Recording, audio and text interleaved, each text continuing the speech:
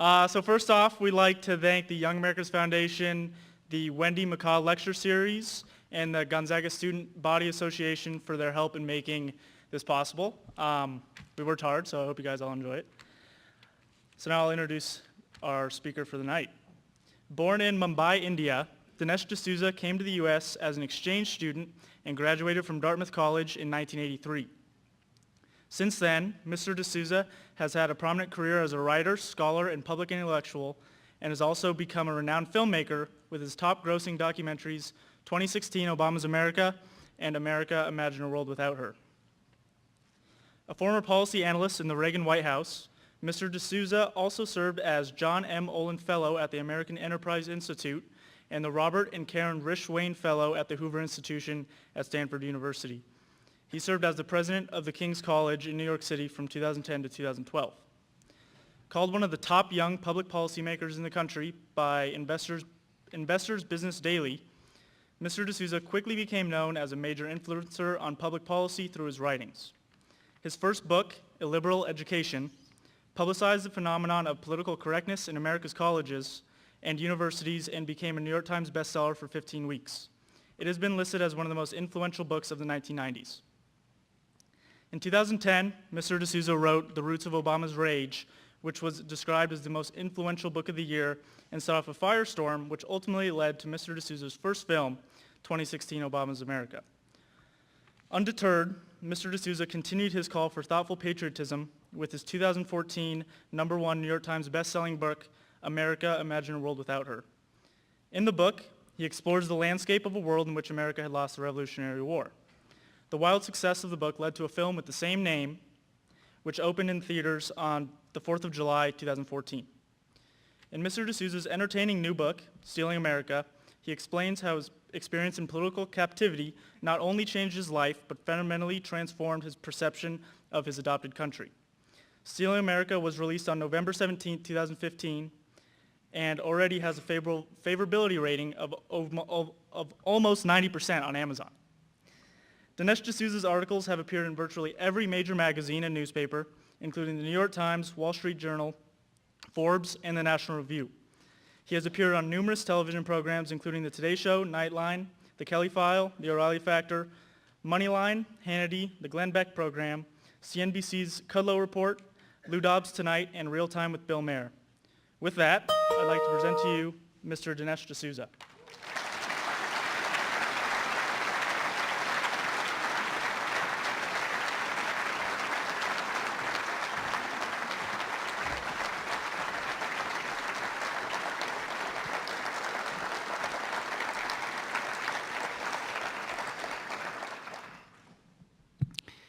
Emily, Ben, thank you.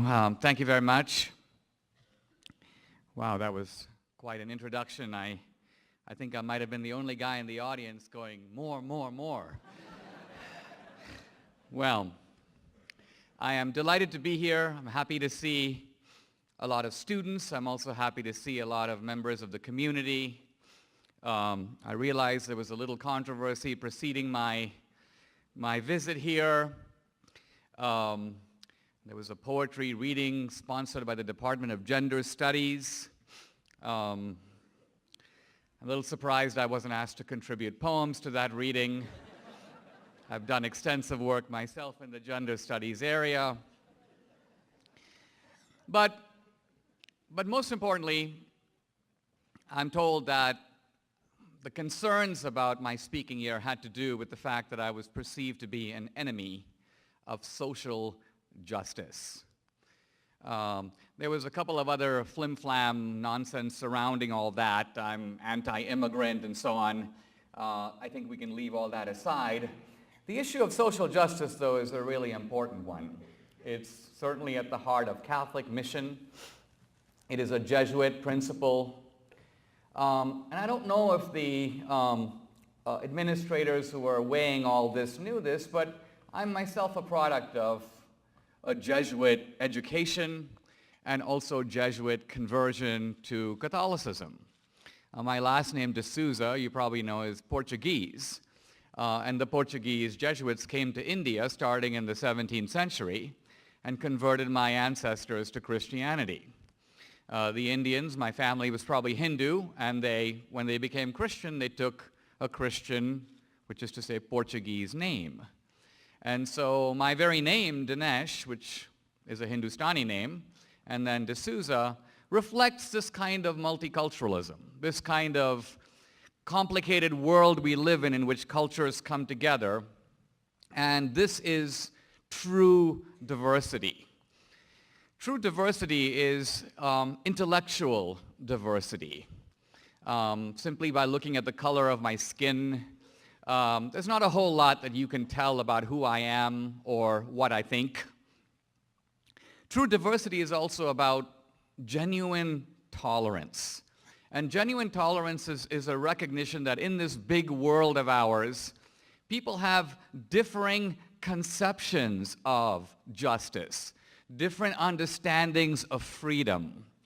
And it is a deeply corrupt thing to do to draw the lines of tolerance in such a way that only your own views fall within it, and everybody else that you don't want to debate is automatically excommunicated from your tolerant little community.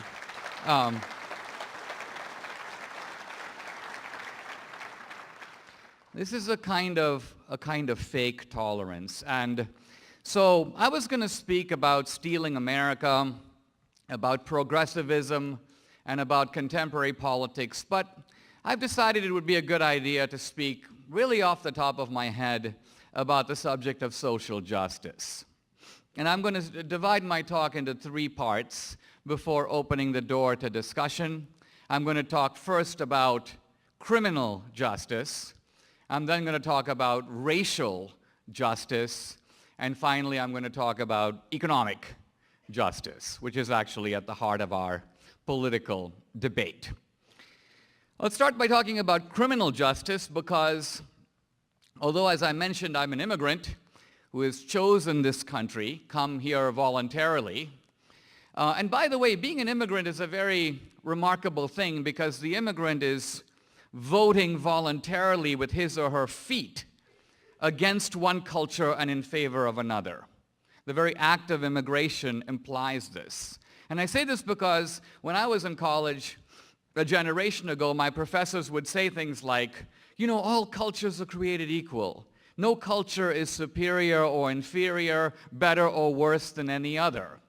And I just knew, looking at the example of my own life and thinking about immigrants in general, that that statement had to be a lie. It had to be a lie because, after all, we are all naturally attached to our own community. I was born into a world with a family and friends and a whole universe of people that I knew and loved. It would take an awful lot for anyone to be uprooted from that and go someplace else where you are a complete stranger. The vertigo of being a displaced person. And why would you do that if you didn't think that this other country, this other culture was better? That it offered you better prospects than you would have had you stayed at home. And the better prospect that America has offered me is the chance to be the architect of my own destiny, to write the script of my own life. I would not be able to do that if I had stayed within a 10-mile radius of where I was born. Now, having come to America, fast forward 25 years, and I found myself standing in a federal courtroom hearing a bailiff bellow out the phrase, United States of America versus Dinesh D'Souza. Whoa. That for an immigrant will send a chill down your spine. And shortly after that, a federal judge, a Clinton appointee, sentenced me to 8 months of overnight lockup, confinement, in a federal confinement center under the supervision of the Bureau of Prisons of the Obama administration for a period of 8 months. Now, what was my crime? My crime was actually to exceed the campaign finance laws by the sum of $20,000. A college friend of mine named Wendy Long was running for the U.S. Senate in New York. You're allowed to give her $10,000 under the campaign finance laws, and I did. But as the campaign proceeded, she kept asking me to serve on a committee and do this and do that and speak here and speak there. Oh, Dinesh, come meet these 5 Indian doctors. I think they'll contribute to my campaign. You're Indian, they're Indian, get the picture. And I was super busy promoting my film 2016, so I felt really bad that I couldn't help a really good friend of mine. So I told 2 of my buddies, write her a check for $10,000 and I'll reimburse you. This is not permitted under the campaign finance law. But, having said this, there is no person in all of American history who has gone to prison for exceeding the campaign finance laws by 20 grand when the case involves no corruption. By corruption, I mean kickbacks, trying to buy influence, something of that sort. None of that was even alleged in my case. Now, people say, well, yeah, but you broke the law, and I did. But justice is not merely a matter of did you break the law, it's also a matter of proportioning the penalty to the crime. It's making sure that other guys who did roughly the same thing get roughly the same penalty. So right about the time my case was making its way through the court, another fellow, this guy's name was Sant Chatwal, an Asian Indian guy. We Asian Indians appear to specialize in campaign finance violations. Well, this guy gave $180,000 in straw donations to Hillary Clinton and a whole bunch of Democratic candidates. He was hauled before a federal judge, also in New York, at the same time. He got no prison, no confinement. Basically a slap on the wrist, community service, and a fine. As I say, his contribution level was vastly greater. Not only that, he was found guilty of witness tampering, and he openly boasted about corruption. He said publicly, you can't get politicians to do what you want unless you pay them, unless you buy them. So, these 2 cases taken side by side, to me, illustrate, I would call it the oxymoron of progressive justice. In other words, they illustrate justice on the surface, but justice that is actually being used to camouflage a certain type of injustice. Now, having said this, I have to confess that it occurred to me as I showed up at this confinement center for my overnight lockup that I was truly one of the stupidest criminals in the history of American jurisprudence. Why? Because I should have actually known that there was a big target on my back. I had made this film 2016 in which I not only criticized Obama's policies, but I got into Obama's world. There I was in Kenya at his family homestead. There I was in the Huruma slum of Nairobi interviewing his brother George while Obama was boasting that we are our brother's keeper, and here is his own brother living in third world filth. So I upset the thin-skinned narcissist. And the reason I know this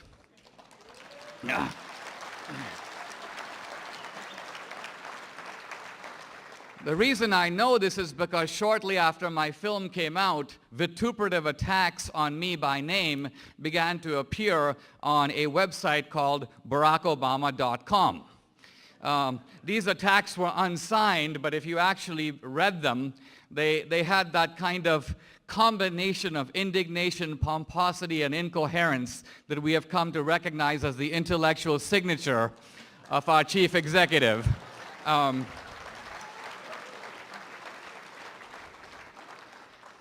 right, that by way of a preamble to the topic of criminal justice. And I want to turn to a topic a little bit closer to home, and that is the topic of racial justice. Racial justice. A very important topic in American history because American history and America stands indicted by the left for having visited all these horrendous crimes on blacks, on immigrants, on persons of color, on women, on gays, and so on. And in my film, America, I discuss some of these allegations and I look at their merit. And as I've begun to think about all this, I've actually begun to realize that the defense that I've been making of America against these charges is actually somewhat inadequate. That the charges made against America by the progressives and by the Democrats, America did this and America did that. And very often the accusation pointed against America is actually wrong. But the accusation pointed at the Democratic Party itself is actually correct. In other words, the Democrats are indicting America for what the Democrats themselves actually did. And I want to focus on this a little bit more because, again, we're talking about justice. Now, justice is the key virtue of American liberalism. It's not the key virtue of American conservatism. The key virtue of American conservatism is freedom. If you ask Republicans and conservatives what they're trying to protect, what they're fighting for, we're fighting for liberty. We're fighting for freedom. But the liberals are fighting for justice. The progressives invoke justice, social justice, Obama, the fair share. Now, one of the reasons that Democrats have done quite well in politics in recent years is that justice is actually the primary principle of any society. Justice is never trumped by liberty. Very often Republicans will play the king, freedom, and Democrats will play the ace, justice. And then they win the hand. Because the only way, see the thing is the reason freedom is not the primary principle is that there is such a thing as reasonable or good deprivations of freedom. We deprive people of freedom all the time. And if the deprivation makes sense, it's okay. But there is no such thing as good injustice. If you saw an example of grotesque injustice right now, your blood would boil. For example, if I brought a little dog up here and began to stomp on it, a wave of revulsion would go through the audience. I'm not saying this would necessarily be true if it were a cat. But I think you get my point. So back to racial justice. The American founders are guilty of slavery because they made a pact to preserve slavery, and they are culpable for that. Now, when you make an accusation like this, it's always important to ask this question. What were the actual options available to the people at the time? I don't mean that mores change and values change. That's not what I'm saying. I'm saying that people in a given situation have got to make actual choices. In World War II, we had to make the actual choice of whether or not to ally with Stalin in order to fight Hitler. Stalin is a bad guy, but Hitler at that time was a worse guy. And so foreign policy is driven by the principle of the lesser evil, which says that it is sometimes legitimate to ally with the bad guy to get rid of the worse guy. So the American founders allowed slavery, but what were the actual choices available to them? Could they have actually had a union that forbade slavery at the outset? Slavery was legal in all the 13 states when the founders gathered together in Philadelphia. Which southern state would join a union that outlawed slavery from the beginning? That choice, you may say today's choice, was not available to the founders making a real decision around a real table in Philadelphia. So this indictment against the founders, bogus. America inflicted genocide on the Native Americans. Really? How? Who did it? In what way? True, the population of American Indians in this country plummeted when the white man came, but the white man brought with himself, not even knowing it, diseases to which the American Indians had no immunities, and so they perished in large numbers. But where did the white man get those diseases? He brought them from Europe, but just a century before there had been great and bubonic plagues sweeping through Europe. Those came from Asia. And the white man had no immunities. And 1/3 of the entire population of Europe perished. And we don't call that genocide because it's not. Genocide implies a desire, an intention to wipe out an entire population. So these indictments, which we are so familiar with, are actually rather dubious. They don't really work. But the amazing thing is the very people who make these indictments in the name of progressivism and the Democratic Party do have a lot of explaining to do.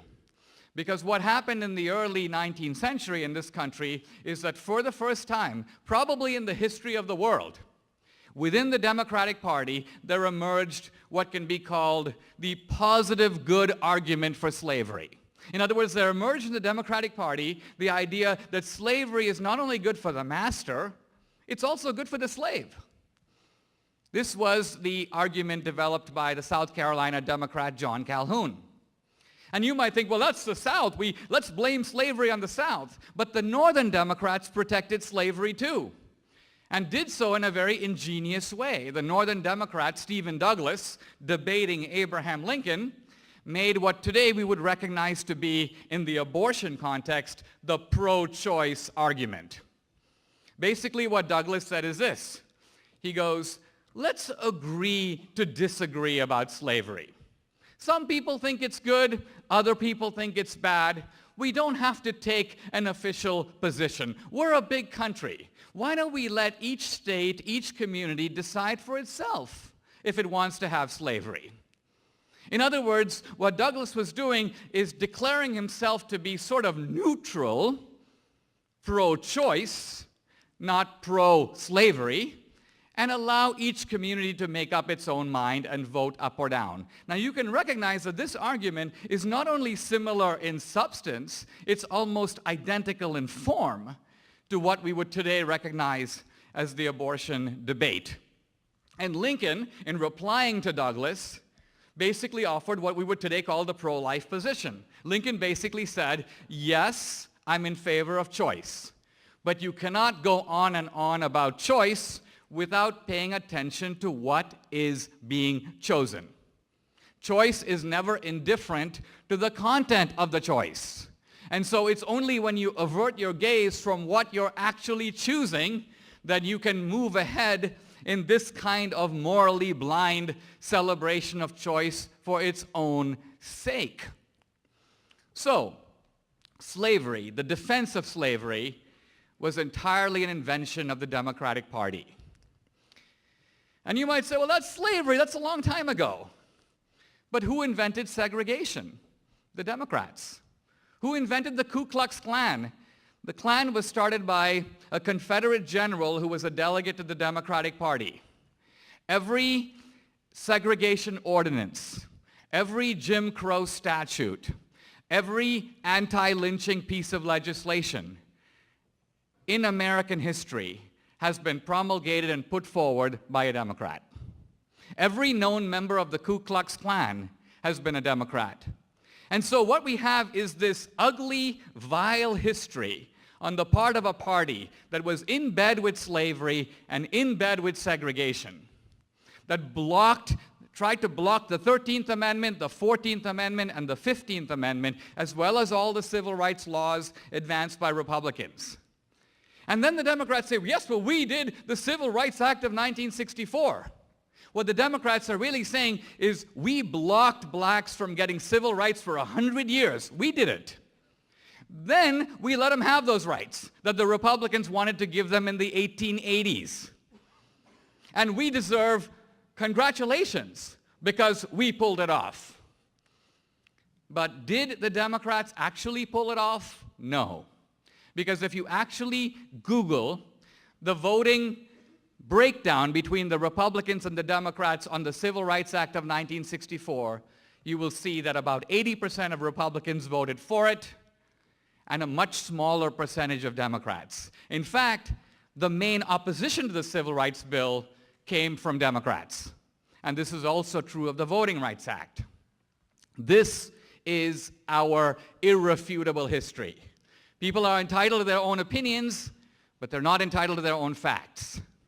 And so what we actually have is a Republican Party that did emancipation, did Reconstruction, fought segregation, supported the civil rights bills in 1954, 1957, 1964, the Voting Rights Act of 65, the Fair Housing Bill of 68, and this is a party that is now indicted for being insensitive against civil rights. Really, Republicans are the only people in this country who have nothing to be ashamed of on the civil rights issue. It's a stunning idea.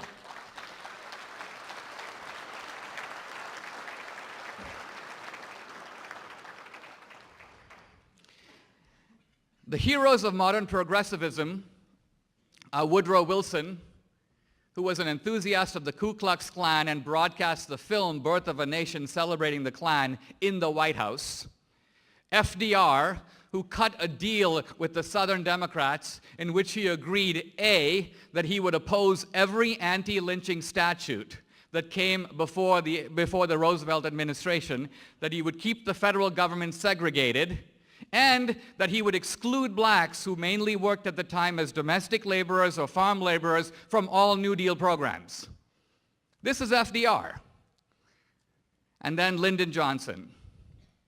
Lyndon Johnson, who was perfectly willing to say all kinds of things in private that have now come out in all the biographies about him, who had we might just say, a very condescending and vile view of African Americans, and basically believed that the Democratic Party needs to keep these people on the plantation. If we don't take care of them, they might start voting Republican the way they used to in the time of Reconstruction. These are the heroes of modern progressivism and heroes of the Democratic Party. And if I'm telling you things that you don't know, you might begin to ask yourself, why? Why is it the case, not in a political campaign, but here in a university, where we are removed from the day-to-day helter-skelter of politics, where we're supposed to be open-mindedly researching things and learning things? Why haven't your professors told you any of this? And let me suggest that the reason for it is they actually don't want you to know. They feel a lot safer relying on the kind of slogans and finger-pointing, Nixon Southern strategy, all kinds of babbling nonsense. Nixon didn't have a Southern strategy. Nixon was actually the first president to implement affirmative action. If he had a Southern strategy and made all kinds of racist appeals to whites, why hasn't anyone ever quoted those appeals? Nixon's rhetoric does not even compare to Lyndon Johnson's in terms of its vile depreciation of African Americans. So these are just a few, I would say, politically inconvenient facts about racial justice that I feel like putting on the table this evening. Now I want to turn to what is perhaps the central issue of our political moment, which is the issue of economic justice. And this is a big issue because, like I say, we keep hearing about the fair share. We keep hearing about social justice. We keep hearing about the rich and the 1%, and so on. And to me, this debate has a certain kind of unreality to it. First of all, I cannot tell you how many times I've heard the word fair share without once hearing what actually that fair share is. In other words, it is always a fair question to ask of a liberal, in what society would you be a conservative? You think taxes are too low? You want them to go higher. How much higher? When do you think we have reached a point of fairness? If someone is extremely successful and they're currently paying 45% of their income in taxes, you think it should be what? Would you stop at 50? Would you be content at 70? Do you want to take 99 cents on the dollar? What is your stopping point? Amazingly, Obama has never once bothered to say. His whole concept of social justice hangs like a squid-like cloud of rhetoric, never substantiated by anything concrete. Now, part of this, and I think our job as students, as scholars, is to step back. Well, I recognize that politicians don't necessarily do this, but try to get under the debate and try to see what the argument is really all about. And I think what the argument is really all about is the justice of the allocations of the free market system. That's what it's all about. Now, Let's explore that question for just a minute. Let's imagine in this room that each of us has $10. We all start out with $10. And we have equality. Nothing for Bernie Sanders to complain about. Everybody's got $10.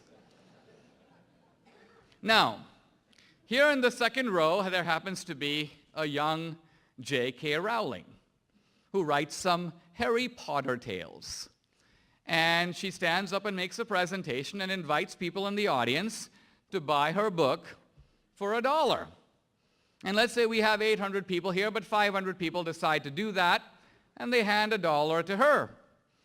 So those people now have $9.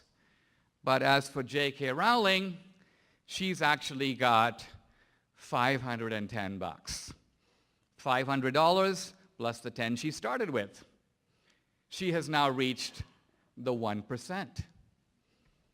But who has she actually stolen from? What injustice has she perpetrated? No one was forced to buy her book. Everybody gave voluntarily. The inequality was created by her producing value and providing it in the market. Now, I will say that the most successful entrepreneurs in America are actually not the people who supply consumer demand. The most successful entrepreneurs in America envision people's demand or wants before they even have them. So if you consider, for example, the iPhone, you didn't write letters to Steve Jobs going, "Hey, Steve, love to have a phone that has apps and does the internet and does this and does that." You didn't think of that. He thought of it. He made the phone. He marketed it. He put it out there before you knew that you couldn't live without it. This is called supply-side economics. Supply anticipates and precedes demand. Now, I want to turn for a moment, in the spirit of inquiry, to a very powerful argument against capitalism that is made by the philosopher Karl Marx. Marx, as we know, is dead. Marxism, as an organizing principle for society, is dead. I'm not saying that there aren't any Marxists, but most of them are professors of Romance languages at Bowdoin College in Maine. Now, even though Marxism is dead, the ideas of Marx are not dead. In fact, in a kind of, you may say, rechristened form, they are very much part of our debate.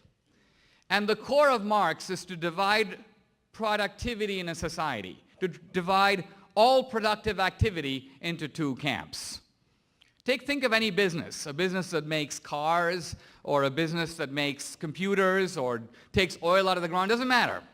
Marx goes that there are two groups of people. One group of people who produce the capital or cash for the business, they are the capitalists.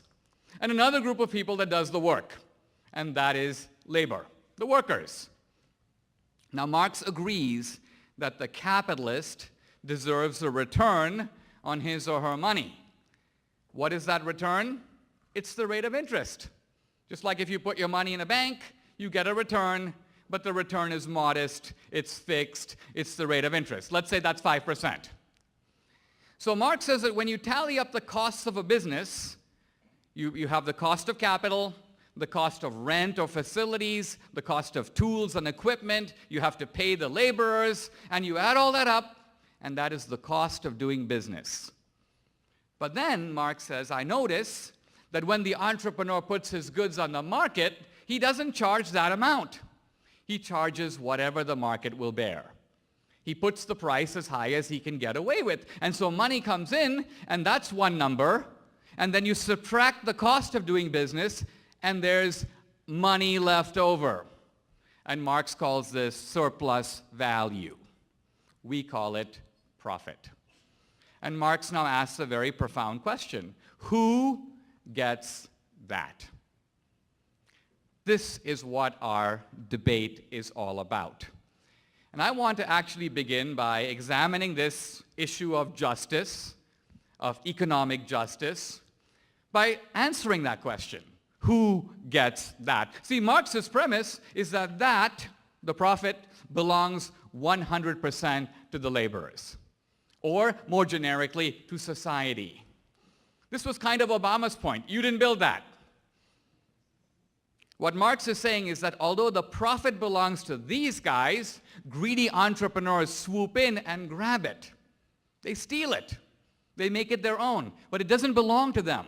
So the government has every right to forcibly take it. The government isn't confiscating your stuff. The government is returning stolen goods.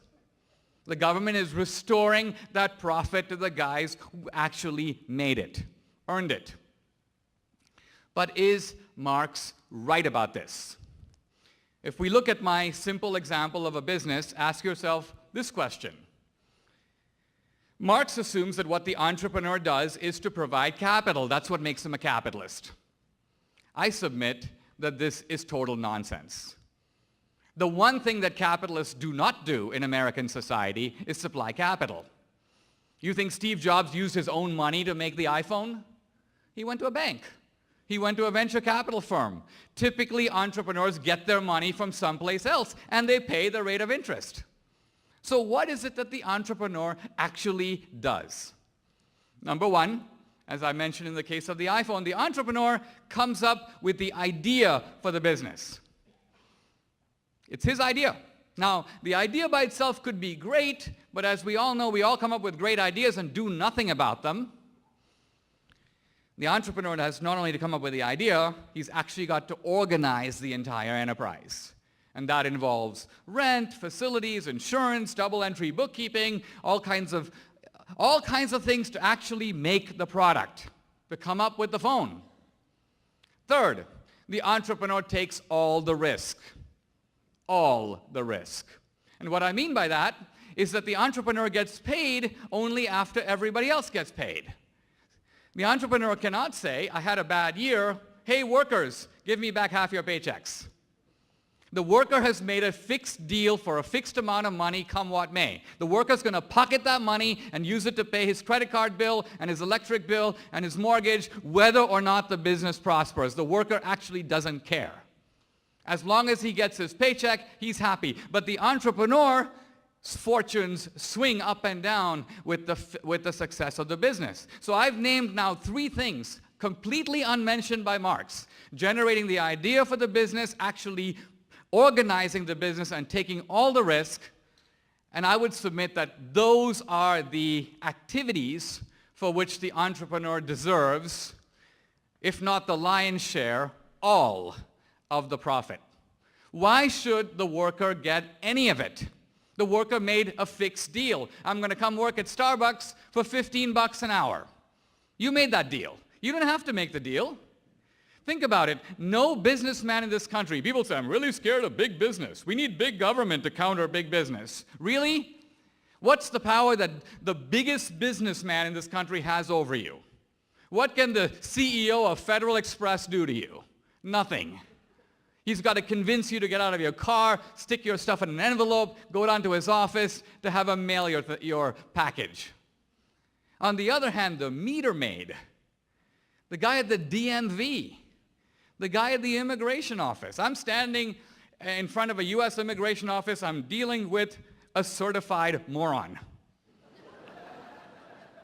My interview for citizenship goes somewhat like this. Mr. D'Souza, yes.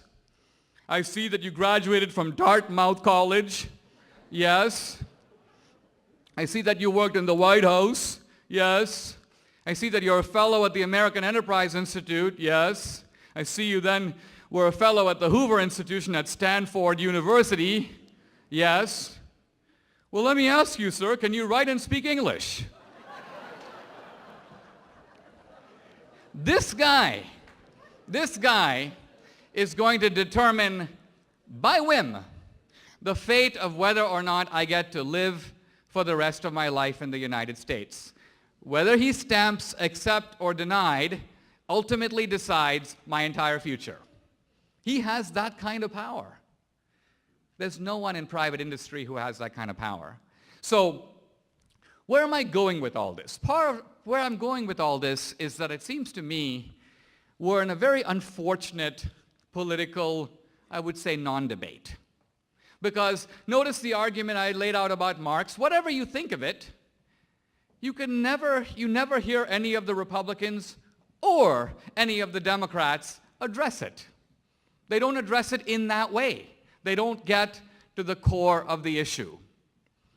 The beauty of being at a university is that you can, in solitude and in community, engage things that the political world cannot handle. That's the beauty of a university.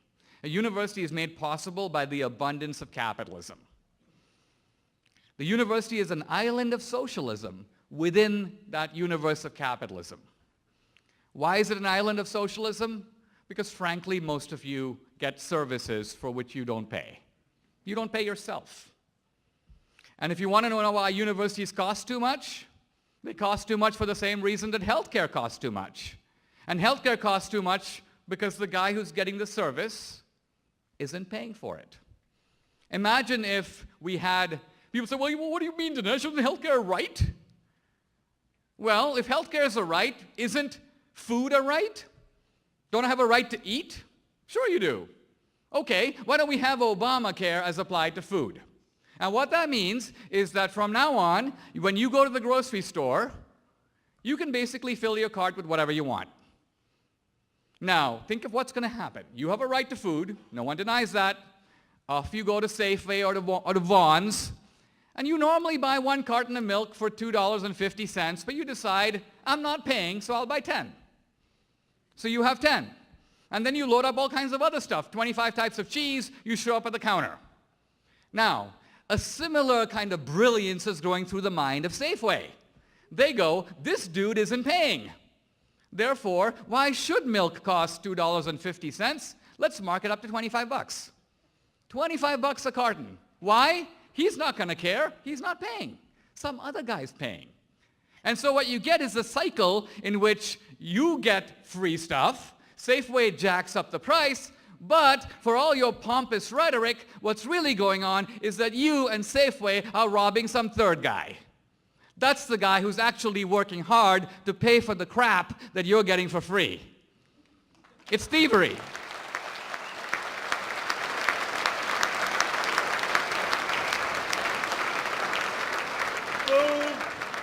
Yeah, pure thievery masquerading as a right, masquerading as entitlement. Let me close with this thought. The American founders had a better idea. If you think of the American founders' concept of rights, the Bill of Rights, most of the provisions of the Bill of Rights begin in the following phrase: Congress shall make no law. Congress shall make no law. So rights are limitations on the government. Congress shall make no law restricting freedom of speech. Congress shall make no law restricting assembly or establishing religion or preventing your free exercise of it. Our rights are asserted against the government. The cunning maneuver, the deceitful maneuver of modern progressivism is to assert a different kind of right. These are rights that actually involve picking other people's pockets. These are rights that say, I'm entitled to this, but someone else is going to have to pay for it. So it's reaching into somebody else's back pocket. You may say robbing Peter to pay Paul, which everybody knows brings you Paul's undying political support. This is the formula for progressive majorities in America. We will rob the right people and then give the benefit to you. We will pompously proclaim that we're doing this in the name of justice, and we will allow you, instead of feeling miserable and thieving and envious, to feel actually entitled and superior to the very people that you are actually robbing through the political process. It's absolutely disgraceful. And it's very different America from what the founders envisioned. So, to conclude, we're in an argument, we're in a fight about the meaning of justice. You may or may not agree with what I've said tonight, but part of what I'm saying to you is, isn't it part of your education to at least hear it? Isn't it part of your education to at least consider it? Isn't it part of your education to at least verify if the facts I'm saying are true or not? All these professors who are upset about me speaking, why don't they actually bring themselves to this audience and see if they can actually stand the test of critical examination? Instead of having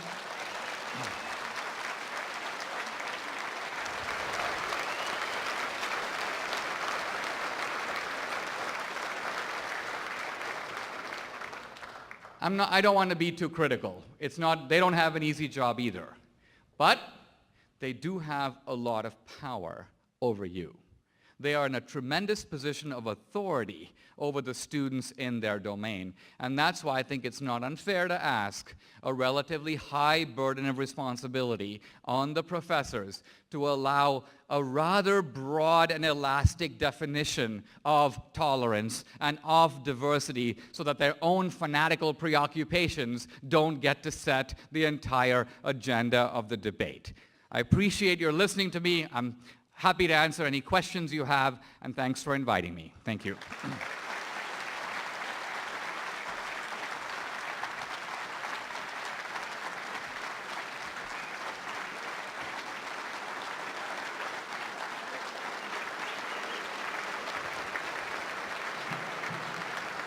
All right. So for here's how the question and answer period is going to work. We're going to form a line going down this aisle right here, right there. And we're going to come through the aisle and hand out note cards and pencils, and you're going to write your question down, and Dr. Reyes is going to read it. And if Dinesh wants to have a dialogue with you, then you can talk back to him, but it's kind of for so that one person doesn't monopolize all the question and answer time. So if you like to get up and form a line right there, if you have a question. And then we'll come through the line with note cards and pencils, and you can ask questions. And while we're waiting for you to write your questions, I want to propose some expectations and ground rules for what I believe to be civil discourse. So the first thing I want to propose is that listening and acknowledging others is an act of love. Let us commit to being loving. So we will listen to what has heart and meaning. That we're going to tell our truth with using I statements without blame or judgment. And also, the third thing that I want to propose is what I call no vulture culture, no put down. It's okay and naturally healthy for free and loving human beings to disagree. It raises the collective IQ. And it's not okay to verbally attack anyone. So let us practice Gandhi's medicine of informed dissent with loving support for the greater good. And the last thing I want to propose for this space is that we each have something to learn and to teach and to treat the candidness of others in this sacred space as a gift, and that we are a learning community engaged in a learning process, so let us commit to being kind to ourselves and others. Does that sound reasonable? Yeah. Okay. Are you okay with that? Yes. All right. So,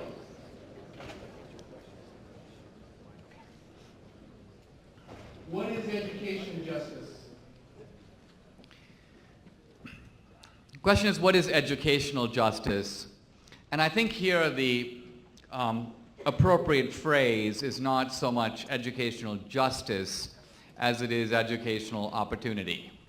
Because education is a ladder, and educational opportunity is the ability of a society to keep that ladder standing for young people. Now, having said this, I do want to say a very brief word about the free college stuff that we're hearing from Bernie and Hillary, because to me, this is extremely deceitful. I'm going to give you free college. Yes, but as you know from attending Gonzaga, it's not really free. Somebody pays to heat this building, somebody pays rent for the facilities, you've got to hire all these people. It's not really free. So what does free college actually mean? Well, what it means, well, I got this $350 billion program, says Hillary, to give you free college. Yes, but the government's going to pay for it. But the government is $19 trillion in debt. Well, that's all right, we'll borrow the money. All right, who is that debt going to be handed off to? You. It is actually a tax on your own future earnings. So what is Hillary really doing? She's reaching into your back pocket, lifting money out of your wallet from your future earnings and giving it back to you now and pretending that she's doing you a favor. She's not even robbing Peter to pay Paul. She's robbing Paul to pay Paul. Counting on the fact that Paul is dumb enough that he won't see what's going on. Okay.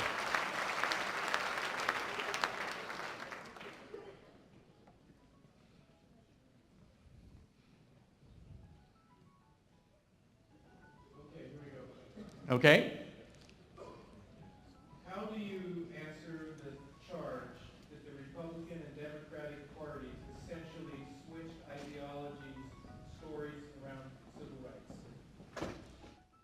The question is, how do you account for the fact that there was a great switch in which the Democrats, who were the party of slavery and racism, became the party of civil rights, and the Republicans, who were the party of emancipation, somehow became the racist party? The truth of it is, there has never been a switch. Never. Now, I mentioned the voting records on the Civil Rights Act, which you can verify for yourself. But here's the deeper truth. The only evidence for this switch is that the South, which used to be segregationist, racist, have the Ku Klux Klan, became Republican. But nobody bothers to point out that the South became more Republican precisely at the time it became less racist. As racism diminished in the South, Southern affiliation with the Republican Party increased. And conversely, as I said, all the opposition to the civil rights bills, Brown versus Board of Education, the Civil Rights Act, the Voting Rights Act, the Fair Housing Bill, all of it came from Democrats. Orville Faubus, who stood in the steps of the Arkansas courthouse to prevent black children from going to school, Democrat. Who stopped him? Eisenhower, a Republican, by sending members of the 101st Airborne Guard. So Bull Connor, the famous Southern sheriff who unleashed dogs and hoses on the civil rights protesters, a Democrat. So the Democratic Party, yes, was the party of civil rights and also the party of the Ku Klux Klan. And blacks did not become Democrats because of racism. Blacks became Democrats despite racism. Blacks became Democrats because in the horrible conditions of the Great Depression, they were offered free stuff by the FDR administration, and so reluctantly, these people who had been voting for Lincoln for 50 years, reluctantly threw themselves into the same party that was segregating them, Jim Crowing them, lynching them, denouncing them on the floor of the United States Senate. This is the actual history of this country.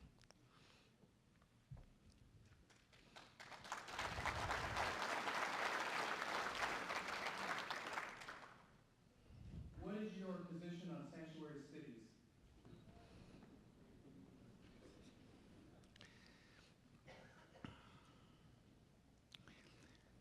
I don't really know if I have a well thought out position on that subject. I think of those somewhat in the general mode of conscientious objection. I do think that the role of churches is different from the role of a government. But I do want to say one thing about all that, and that is that we often do not make a distinction in our country between human rights and civil rights. Human rights are rights that we all have by virtue of being human. There are certain things that cannot and should not be done to human beings, and we have philosophers used to call it a natural right. We have a natural right, for example, to resist tyranny. Now, civil rights are something different. Civil rights arise out of a social compact. It's kind of like when you form a club. The members of the club get together and decide who belongs to the club and what the rules of the club are. Aliens, people who are outside the social compact, who do not fulfill the responsibilities of the compact. They don't vote, they don't fight for the country, they don't have any allegiance to it. They are entitled to human rights, but they are not entitled to civil rights. And that distinction is often lost when we're talking about enemy combatants in Guantanamo, people who are arrested in Syria or Afghanistan, or some guy swimming across the Rio Grande. That guy is a human being, he has moral rights, and he has human rights. but he does not in fact have civil rights. This is a question from Father Wilder, who's a professor here in our history department. He's asking, how would you define justice? A definition that would include all the aspects of life you have mentioned, civil, racial, economic. The question is, wow, how would you define justice per se? Kind of a Socratic type of a question. What is justice at its core? Aristotle says, it is believed that justice is equality, and it is, but only for those who are equal. An extremely enigmatic statement, but I think what Aristotle is getting at is actually something we recognize to be true, which is that justice is giving to each his proper due. I was very shocked when I first read Plato's Republic to come across the idea that justice is actually not law, but discretion. And I thought, that runs against everything that I believe. We believe we're a democratic society under law, and that rule of law embodies justice. But Plato says no. Justice is actually not that. Justice is deciding each case on the merits. And you can see why this is true if you have 3 kids. They're equal, you love them equally, but you don't actually treat them equally. You actually apply discretionary justice. Yes, Sally, you can come home later, because we all know you're a responsible person. No, Bill, you can't do that. I'm not going to let you do that. The parent who is in a position to know, in a sense, who has the God's eye view, is going to dispense justice case by case.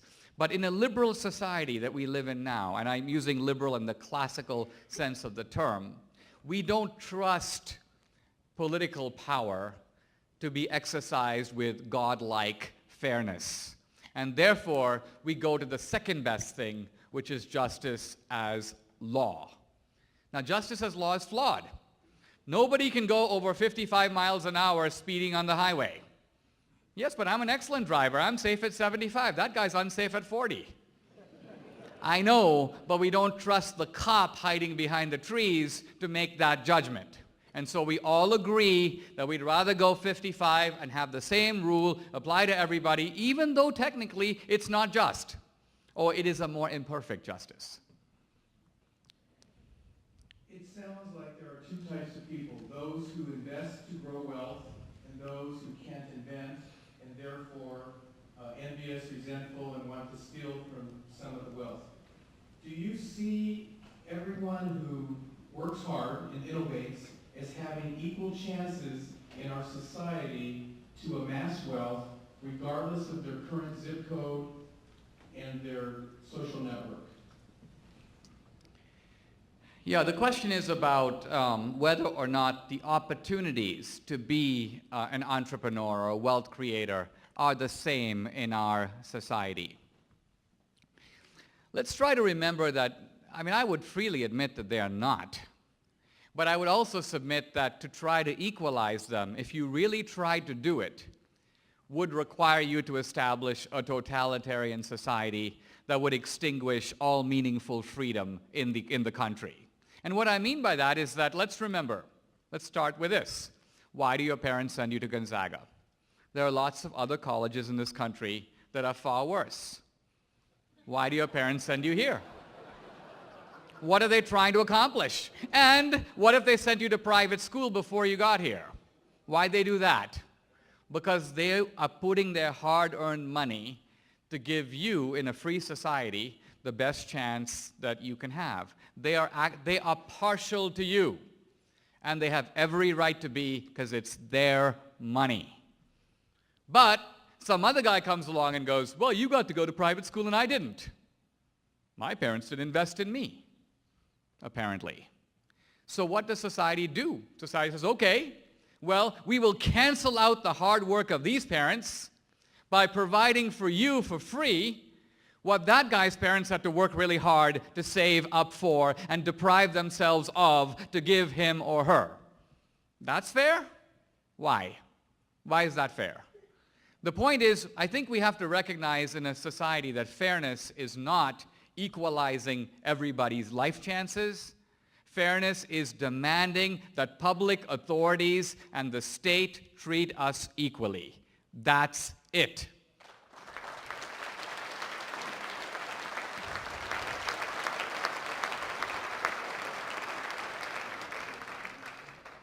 In your opinion, should Americans view provocative political content they post on social media as a personal echo chamber or an online extension of the contested public square? Question is about social media, and social media right now is kind of the Wild West. It's a crazy thing out there. I've got dozens of paid young leftists who are hired by left-wing groups to follow me incessantly on Twitter. The moment I tweet, in seconds, 10 of them attack me, run me down, humiliate me. They're trying to basically drive me out of the public square. Now, it is a peculiar feature of my personality, which they don't know, that I actually enjoy it. But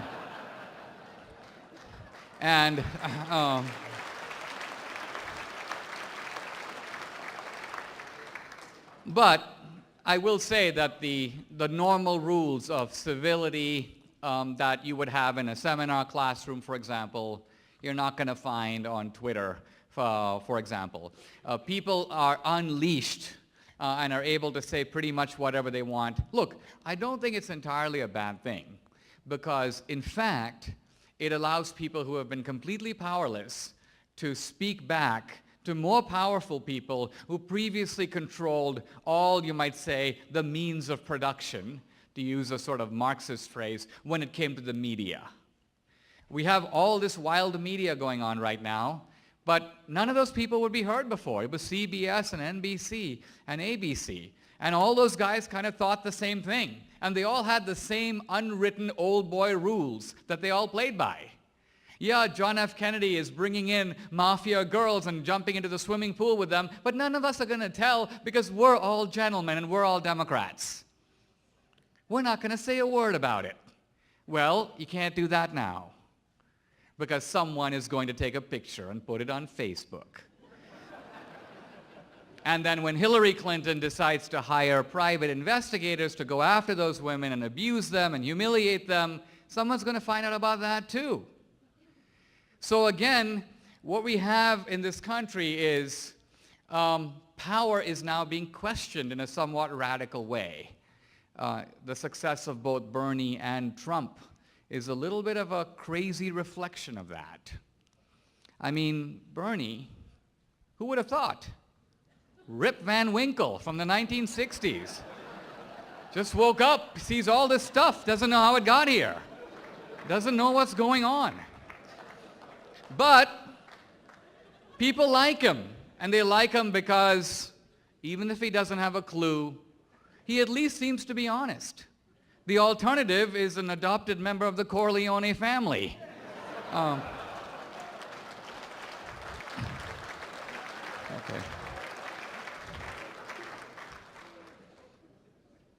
Who is the bad guy or the worst guy in Syria? What are your foreign policy suggestions for dealing with terrorism and ISIS?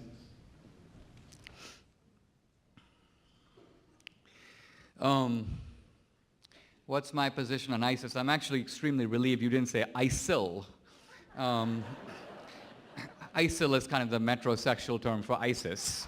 And it sends out very meaningful cultural signals when you use that term.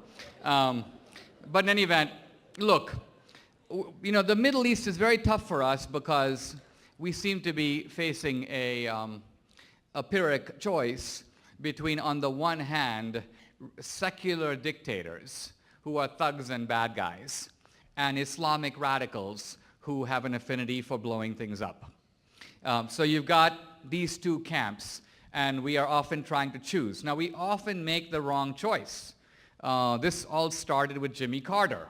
The Shah of Iran is a bad guy. He has a secret police. I'm an evangelical Christian. I can't support a guy like the Shah. So what do? We pull the Persian rug out from under the Shah. Whoops, we get Khomeini. And Iran has been a thorn in our neck ever since. That talk about getting rid of the bad guy and getting the worst guy. Look, there's no easy answer. We were doing business with Gaddafi. He's a bad guy, but he was somewhat chastened after the Iraq War.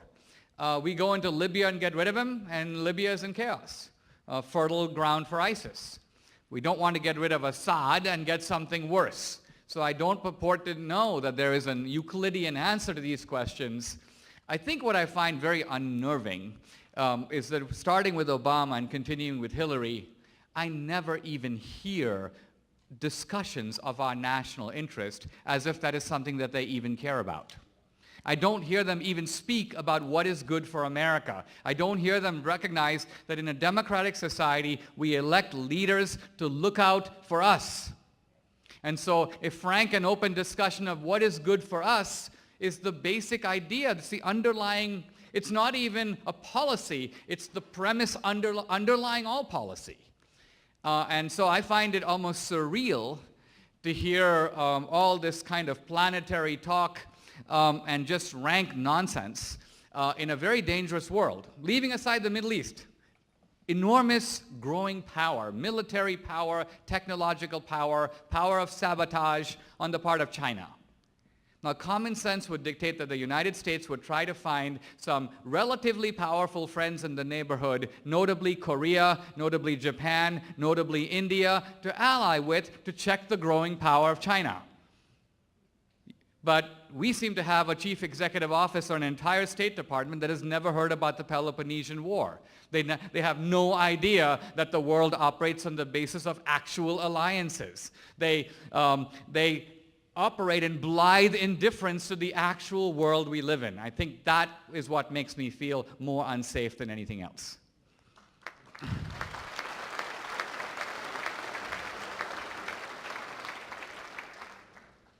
I appreciate all the research you've done.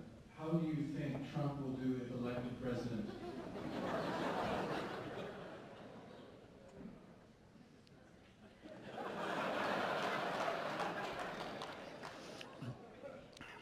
I think he will introduce the concept of branding to the United States government. In other words, all future government buildings will bear the name Trump. Now, I don't mind that if he actually pays for it. Because, look, you know, some time ago I was given a speech at a nice resort in West Virginia, and I was driving around West Virginia, and I noticed that 1/3 of the entire state is named after one man, Robert Byrd. The Robert Byrd Highway, the Robert Byrd Rest Center, the Robert Byrd Hospital, the Robert Byrd this, the Robert Byrd that. Now, those of us who are on a campus know that wealthy people donate buildings and get to have their names stuck on it. But the interesting thing is that Robert Byrd donated none of this. None of this cost him a penny. So how does he get to have his dumb name on half of West Virginia? Actually, what Robert Byrd did is take other people's money, build things, and then put his name on it. This is the heart of progressive theft. This is people claiming credit for what they did nothing to do. This is government officials abusing their power to their own benefit. You notice in that earlier college transaction I mentioned, who comes out ahead? Not you. You already paid for that college education. But Hillary comes out ahead because she gets your lifelong gratitude. I got to go to college because of Hillary. No, you didn't. But she was able to create that political illusion, so you paid the freight and she took all the credit. So I don't mind Trump taking the credit as long as he foots the bill.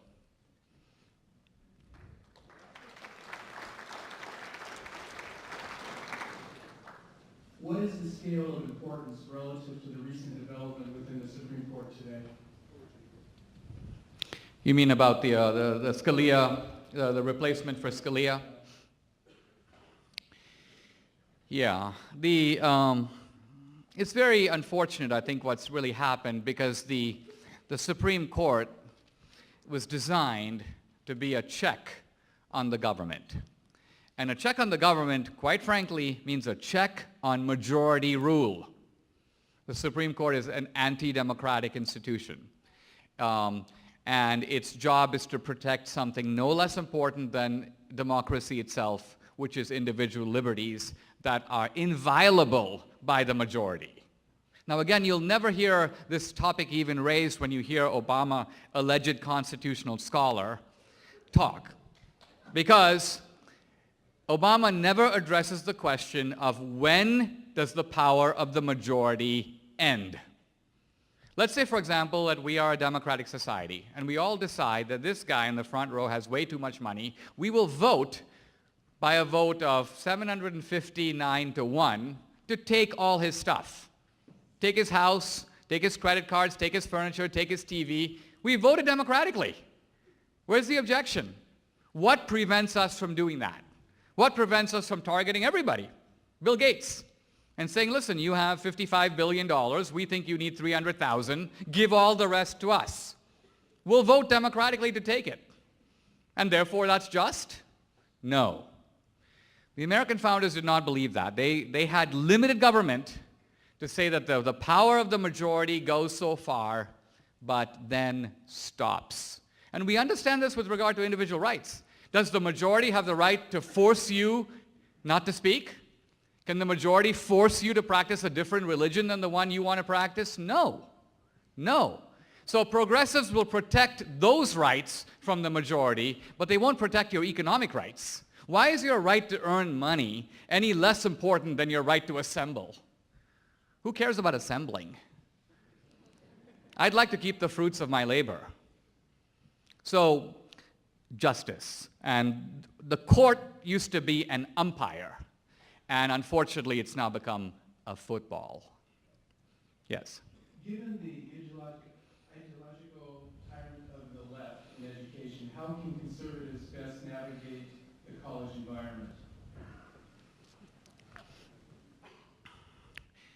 You know, I wrote this book years ago, Illiberal Education, about political correctness on campus. And I described what I thought was a bad problem, but it was a lot better than it is now. Why? Because when I was a student at Dartmouth, there were two groups of people on the faculty. There was an older generation of liberals. I'm going to call them classical liberals, liberals from the 50s and early 60s. And then there was a younger generation of activists who came out of the ferment of the 60s. And you could actually physically see the difference. The older guys would wear tweed jackets, and often they'd wear ties. And the younger guys were sort of, they looked a bit like younger versions of Bernie Sanders. So they were out of the activist generation. But the two exercised a certain countervailing influence on each other. And now I go back to the campus and I'm quite dismayed to see that that older generation is completely gone. And so what we now have is a much greater narrowing of the debate. I went to college at a time when most young people were liberal, but they at least knew what it meant to be a conservative.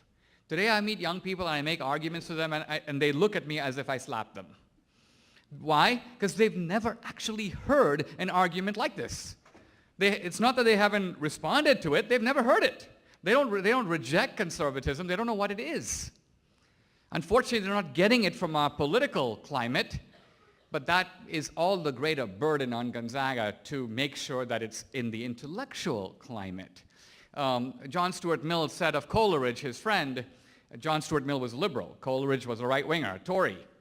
And Mill said, I need Coleridge because Coleridge is somebody who will keep me intellectually in check. Coleridge will challenge my assumptions, attack my beliefs. He will essentially make me less flabby as a liberal because I will have to constantly check my liberalism against serious intellectual opposition. The progressivism that we have on the campus is intellectually shameful, but not because young people are stupid. It's because it's never been subjected to intelligent criticism. It's never been actually put under the spotlight. And so that to me is just a terrible deprivation. And so part of what made me sad about this particular event is I thought to myself, wow, you know, once you define social justice one way and tolerance one way and diversity one way, oh sure we're diverse here, we have 9 types of Marxists in the economics department. Then you have actually rigged the rules of the game, and sadly the students who are in your class don't even know it. They think that is the actual spectrum of debate. Now once they leave campus, they go to Washington, D.C., reality will hit them in the face. They'll realize there are huge swirling debates in India and China. Go to India and China and start talking about global warming. I mean, the laughter will drown you out of the room. These are people who have great energy needs, and they're people coming out of desperate poverty. And if you tell them that in the last 100 years the temperature of the planet changed by 1 degree, you should just look at the expression on their face. So this is the world we actually live in. And part of recognizing education is a certain kind of cosmopolitanism of mind that is the best substitute you have for the cosmopolitanism of actually encountering the world, which you will one day. Rush Limbaugh said he thought you knew progressives were not interested in learning or debating ideas. Did you only learn this after going to federal detention?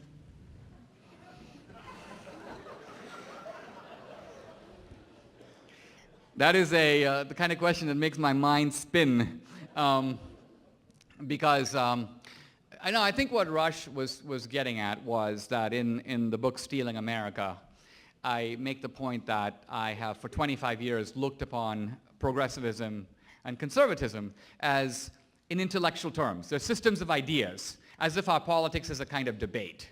Now the weird thing about going into a confinement center is you meet the kind of guys that you encountered previously in the Shawshank Redemption, right? And these are guys who live at a very elemental level. And their main topics in life are food and sleep and money and sex, and that's pretty much it.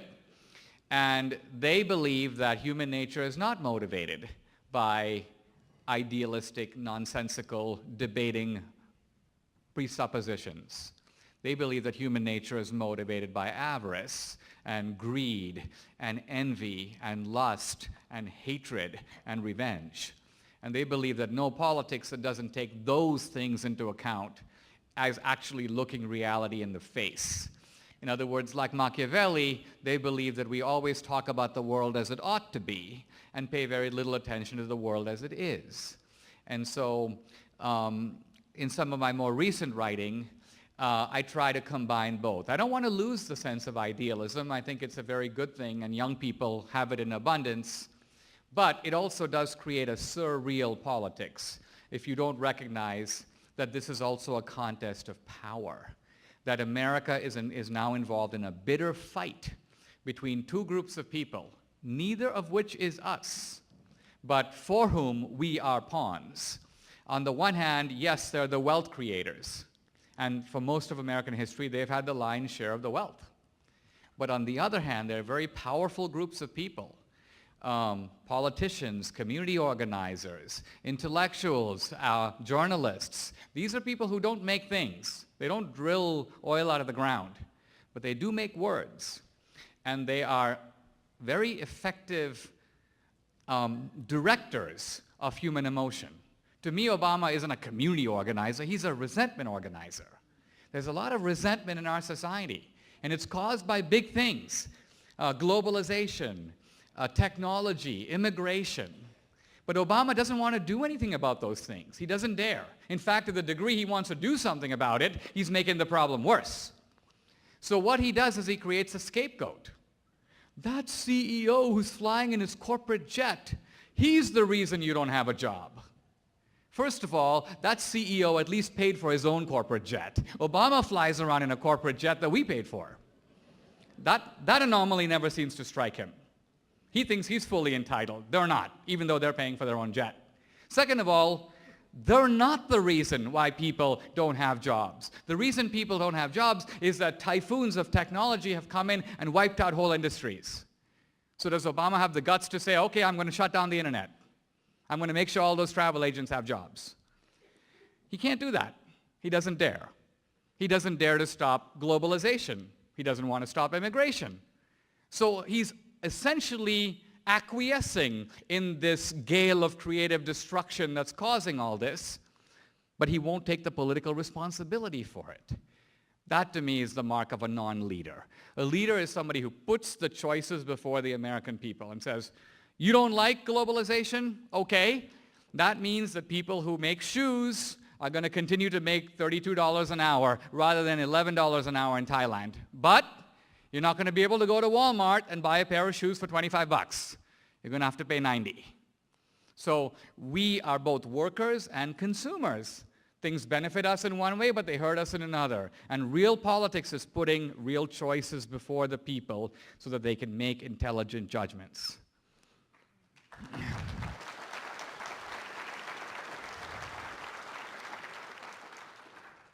What is your opinion on affirmative action policies? My view of affirmative action is the following. I think in the beginning, some form of affirmative action was necessary to undo the accumulated crimes of the Democratic Party. In other words, there was a closed door, and you had to kick it in.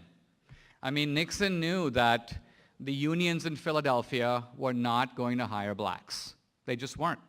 And so he basically went, I'm going to force them. I'm just going to make them. Affirmative action originally, I think, had a good motive. Now, right away, as often happens with good things, is people begin to now piggyback on them and claim the moral justification of affirmative action who are much less deserving. So, for example, it's one thing to say that African Americans with a very special history of slavery and segregation, no other group went through that, make a claim. It's something totally different when some guy comes here from Colombia or El Salvador or Pakistan or some other woman who has basically been raised in the same family as her brother and has had opportunities, is now claiming we're the new blacks. Gays are the new blacks. Really? How? How? Were you enslaved? Who put you on the lash? Were you hung? Were you lynched? Can you actually claim a comparable history with a straight face? Then why are you claiming those benefits? So the corruption set in right away, in my opinion. And so today I would support affirmative action based on socioeconomic disadvantage, but not affirmative action based on race. This will have to be our last question. How much in taxes would you feel comfortable paying to fund social programs to help underclass citizens? Let me answer the question directly and then in a kind of deeper way. It seems to me that in a just society, it would be fair to impose a certain proportionate level of taxation on all earning citizens. I would set that amount at about 20%. Everybody pays 20%. Now, think about this for a minute. First of all, you can have an exemption below a certain level. You're not going to take people who make $9,000 and take 20% of their income. You can say above 20 grand or 30 grand, you pay 20%. But it doesn't matter if you make $30,000 or $300,000 or $3 million. Now, this has a very beautiful effect in a democratic society, which is it creates a common stake for everybody. If somebody wants to raise taxes, you can vote to raise taxes, but you're going to vote to raise everybody's taxes, including yours. You don't get to vote on raising that guy's taxes so you can put your hand in his pocket while keeping your taxes just where they are. It puts everybody in the same proportionate boat. Now, that again creates a fluid level. The taxes can be increased, they can be decreased, but they have to remain proportionate. I think that would be that would keep a certain integrity in the way we debate the issue. Now, the deeper point I want to make, though, is not about the tax rate. It's something else. And this gets to what I would call the core of social justice. And I'm speaking here very much as an immigrant. You can decide for yourself if I'm anti-immigrant. I think you'll see the opposite is true. As an immigrant, my politics are driven not by, are we going to build a wall? Are we going to fight ISIS? At the core of it, my politics are about this. What is the best way in a society for the guy who's starting at the bottom to move up in life? What is the formula in a society to enable people to advance? Now, in this debate, there are two positions. I'm going to call it the politics of the ladder or the politics of the rope. Here's the politics of the ladder, which is basically the politics of the Republican Party. America has a ladder of opportunity. Does the government have a role? Yep. What's that role? To hold the ladder, to secure our rights. Your job is to climb. And your position in life is generally, by and large, going to be determined by a bunch of things, including luck, but including your effort. That's the politics of the ladder. The beauty of that politics is that where you get on the ladder is going to give you a sense of earned achievement. You know that there is unfairness in life, but you also know that there's a correlation between what you put in and where you end up. That's the politics of the ladder. But there's a whole group of other people who don't believe in that politics, consider that politics to be illusory. In fact, consider it to be a disguised form of injustice, because not everybody has equal access to the ladder, not everybody had the same training, not everybody had the same early socialization. This guy has a Nordic track in his basement, he's a faster climber, and so they prefer the politics of the rope. Now, what's the politics of the rope? The politics of the rope is no ladder. You're down there. We, on the top of the building, are going to let down a rope. You hang on. We'll pull you up. This is the politics of the Democratic Party.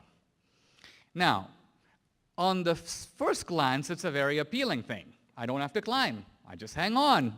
What's the big deal? I like the rope. But pretty soon it dawns on me that number one, I will never have a sense of earned achievement. All my achievement is beholden to those other guys who are pulling the rope. Actually, they control everything. And now that I think about it, my ability to ascend is at their whim. If they let the rope go, down I go. So, which do I want? I would rather take the ladder than the rope. And let me say that for the past 8 months, I've been teaching every week a group of about 100 Hispanics, most of them lower middle class to very poor. These are not people who talk about politics. I can't talk to them about the Constitution. They just need to figure out how to go to the bus, how to send an email. That's why they're in my English class. And if I present them with the two paradigms of the ladder and the rope, out of 100 of them, 90%, 99% want the ladder. They don't want the rope. So this tells me that there is a deep aspiration, not only to liberty in America, but the ladder is seen as more just than the rope. We don't want to empower this special class of people, of very dubious virtue, to control the rope. They even have the ability to take the rope and make it into a noose. And they're willing to use it. They have created a story of American politics that anybody who opposes the rope becomes an enemy of virtue. We're not enemies of virtue. We're only enemies of you. We're enemies of your corrupt way of enriching yourself at the expense of the people. And when we oppose you, you act as if we're against tolerance. We're against civil rights. We're against racial justice. Nonsense. What have we ever done to undermine civil rights or justice or tolerance? Nothing. But in your world, opposition to you and your authority and your domination and your power signifies. I mean, if I think about Obama,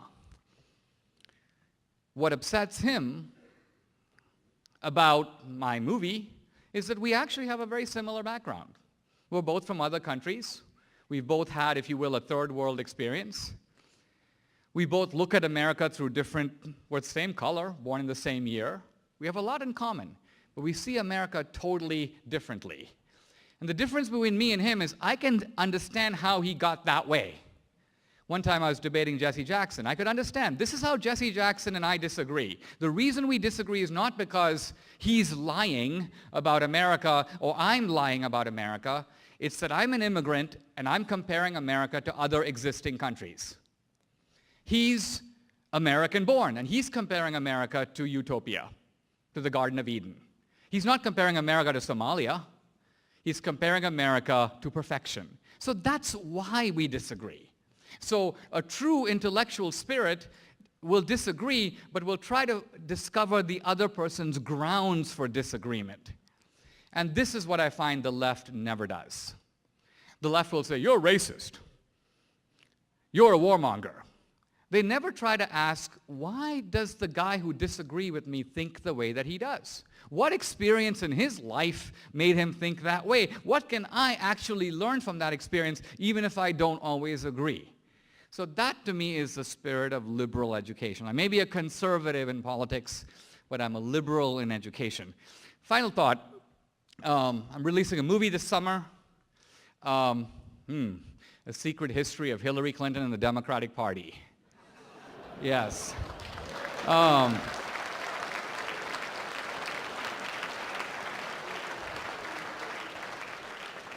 If you like what I had to say tonight, I hope you will consider going opening weekend.